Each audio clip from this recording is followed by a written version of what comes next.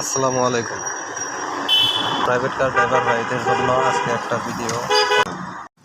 শুধু গাড়ি চালাচ্ছে কিন্তু ইঞ্জিনের ক্ষতি হইতেছে, এটা বুঝতেছে না। কিভাবে বুঝবেন, এই জন্য আজকে ভিডিওটা আপনাদের জন্য নিয়ে আসলাম। এই যে ইঞ্জিনের মিটার, গাড়ির মিটার, ড্যাশবোর্ড, ঠিক আছে। আপনার এখানে কিভাবে বুঝবেন যে ইঞ্জিনের ক্ষতি হইতেছে, কিভাবে বুঝবেন ইঞ্জিনের ক্ষতি কম হইতেছে, এটা হলো আরপিএম মিটার, ঠিক আছে, ইঞ্জিনের জন্য যেটা। এখন এই কাঁটাটা যখন আপনার দেখা যাইতেছে স্টার্টে রাখলেন, স্টার্টে রাখার পরে এই কাঁটাটা যখন ওয়ানে থাকে, তখন গাড়িটা মনে করবেন যে সাউন্ডে এবং মানে ইঞ্জিনে সব কিছু ভালো আছে।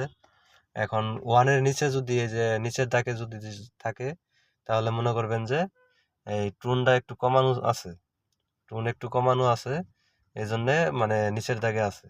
আর যদি মাঝখানে দাগের নিচে বা মাঝখানে দাগে থাকে, তাহলে মনে করবেন আপনার এই ইঞ্জিন হয়তো ভাইব্রেশন করবে বা বন্ধ হয়ে যাওয়ার চেষ্টা করবে, ঠিক আছে। এই হলো আপনাদের এই মিটারের এই কাজ। আর মিটার যখন আপনারা রানিং করেন, গিয়ারে রেখে যখন রানিংয়ে যান, তখন এই কাঁটাটা যদি 2-এর উপরে বা 3-4-এ উঠে, তাহলে মনে করবেন যে ইঞ্জিনের ক্ষতি হইতেছে। এখন আপনি চেষ্টা করবেন যে 2-এর নিচে রাখা, 2-এর নিচে রাখলে ইঞ্জিনের ক্ষতি কম হবে, ঠিক আছে। ইঞ্জিনের ক্ষতি বেশি হবে 2-এর উপরে উঠলে।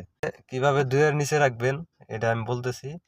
যখন আপনার অ্যাক্সিলারেটর ধরেন, অ্যাক্সিলারেটর ধরে যখন রানিং করেন, রানিং করার সময় দেখা যাইতেছে আপনার 3-4-এ উঠে পড়ছে, আপনারা 2-এ ওঠার আগেই অ্যাক্সিলারেটরটা ছেড়ে দিবেন। অ্যাক্সিলারেটর ছেড়ে দিলে তাহলে দেখবেন যে 1-এ বা নিচে আসছে। তখন আবার যখন অ্যাক্সিলারেটর ধরবেন, তখন আস্তে আস্তে এটা উঠবে, 2-এ উঠবে। 2-এ ওঠার আগেই আপনি অ্যাক্সিলারেটরটা ছেড়ে দিবেন, তাহলে মানে 2-এর উপরে যাবে না। এখন আপনার টান 80 থাক 100 থাক, এটা স্পিড মিটারে দেখা, যা আপনার মানে যেরকম টানতে পারেন ওইভাবেই চলবে।